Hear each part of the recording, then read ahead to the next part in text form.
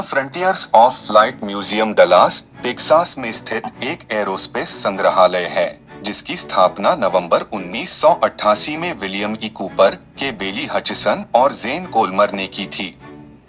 मूल रूप से डलास लव फील्ड में एक टर्मिनल के भीतर स्थित संग्रहालय अब लेमन एवेन्यू पर लव फील्ड के दक्षिण पूर्व कोने में 100,000 वर्ग फुट 9,300 मीटर की इमारत में स्थित है। संग्रहालय स्मिथसोनियन संबद्धता कार्यक्रम के भीतर एक सहयोगी है। उड्डयन इतिहासकार जॉर्ज ई हैडवे ने संग्रहालय उप की स्थापना को बढ़ावा दिया।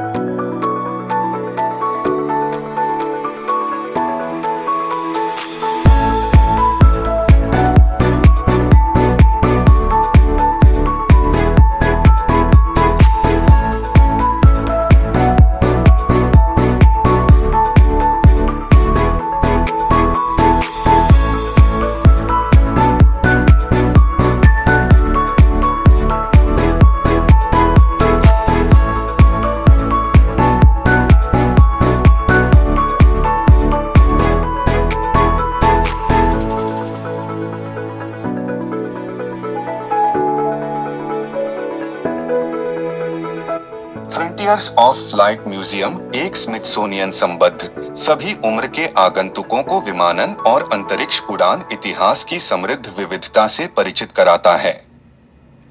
संग्रहालय का मिशन अगली पीढ़ी को शिक्षित, प्रेरित और प्रेरित करना है।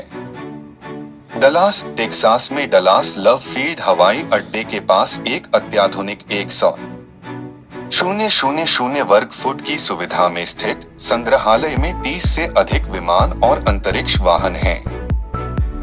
आओ देखें अपनी तरह का अनोखा what V173 flying pancake, Apollo 7 command module और हजारों सु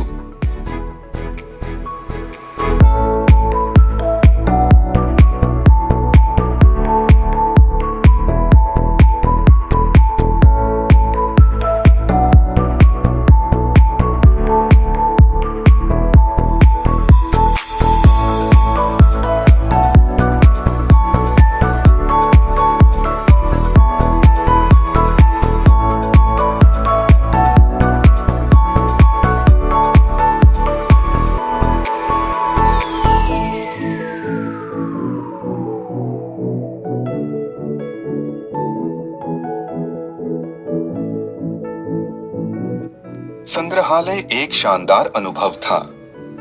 उनके पास विमानन के शुरुआती दिनों से लेकर आधुनिक दिनों तक विभिन्न प्रकार के विमान और प्रदर्शन थे।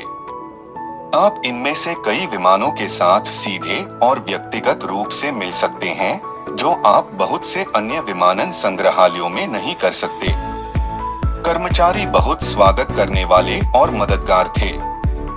यदि आप चाहते तो आप पूरे दिन वहां बैठ सकते थे और उनके साथ विमानों पर बात कर सकते थे।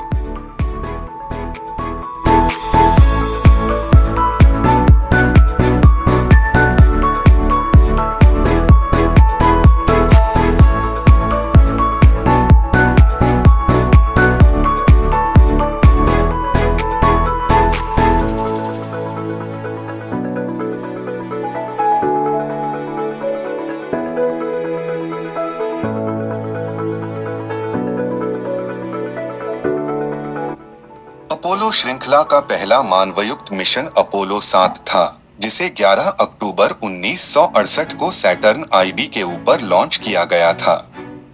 बोर्ड पर वाल्टर शिर्रा, डॉन इसेले और वाल्टर कनिंघम थे। 10 दिवसीय उड़ान का उद्देश्य पृथ्वी की कक्षा में कमांड और सर्विस मॉड्यूल की प्रणालियों का परीक्षण करना था।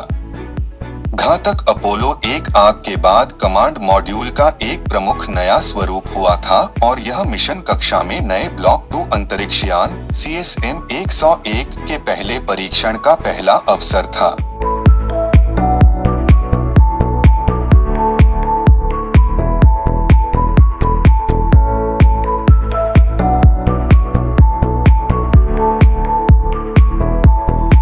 संग्रहालय में दोपहर बिताने का आनंद लिया। यह बहुत दिलचस्प था और देखने के लिए बहुत कुछ था, विशेष रूप से अविश्वसनीय रूप से उचित प्रवेश मूल्य के लिए। हमारे पास एक ग्रुपॉन डील थी, लेकिन मेरा मानना है कि वयस्कों के लिए नियमित मूल्य केवल $10 था। प्रवेश द्वार पर स्वयंसेवक बहुत ही मिलनसार, दयालु और मददगार थे। यहाँ सभी के लिए कुछ न कुछ है। शुरुआती विमानन, युद्धक विमान, वाणिज्यिक विमान सेवाएं, बाह्य अंतरिक्ष। हमने यहाँ उबर के माध्यम से यात्रा की, लेकिन ऐसा लगा कि वहाँ काफी पार्किंग उपलब्ध है।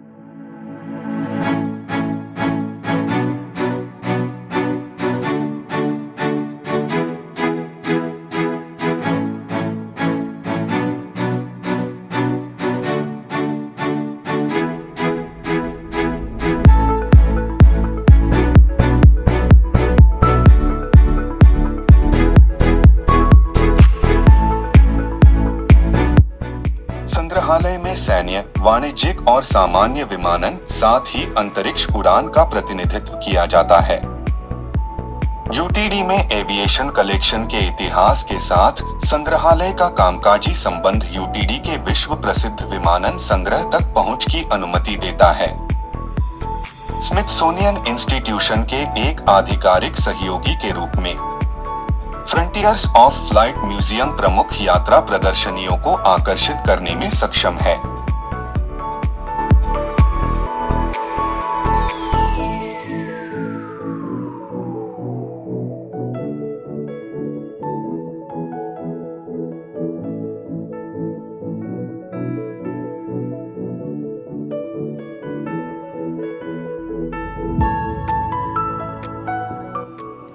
आप कंपनी की वर्दी की प्रतिकृतियां पढ़ेंगे और देखेंगे कि 1960 के दशक के बाद से वे कैसे विकसित हुए और एक सिमुलेटेड डेस्क एजेंट गेट की तुलना अधिकांश प्रमुख हवाई अड्डे के टर्मिनलों से की गई।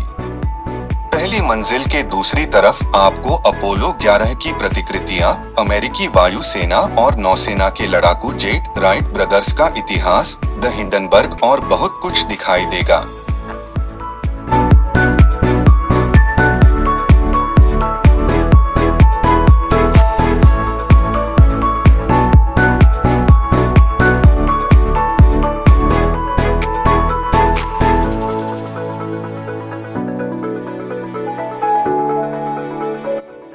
आपको कम से कम 2 घंटे चलने और प्रदर्शनियों को देखने के लिए सब कुछ की आवश्यकता होगी। डलास लव फील्ड हवाई अड्डे के बगल में संग्रहालय के बाद से आप साउथवेस्ट एयरलाइंस के इतिहास की खोज करेंगे। 2 साउथवेस्ट एयरक्राफ्ट पर बैठकर मजे करें। The spirit of Kitty Hawk, जिसे 2011 में बेड़े से बाहर कर दिया गया था, और एक अन्य दक्षिण पश्चिम जेट विमान का नाक मॉडल।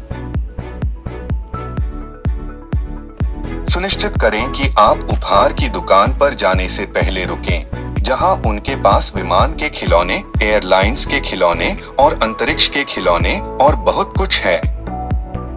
खेल क्षेत्र छोटे बच्चों के लिए भी मजेदार है।